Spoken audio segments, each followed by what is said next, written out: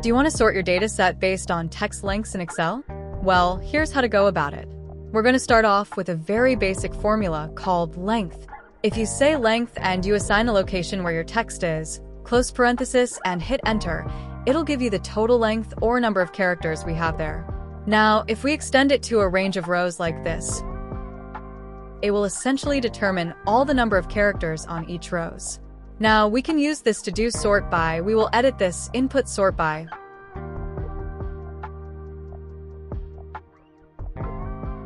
First argument will be the column that we are applying the sort to. The second argument on a sort by function is going to be the column that we are sorting based on. We're going to sort based on length, which is going to be the output for the length function. And the final argument is going to be the order that we are going to sort our table with. I will use ascending because I want to show the shortest character length right at the top. Close parenthesis and hit enter. Job done. That's it.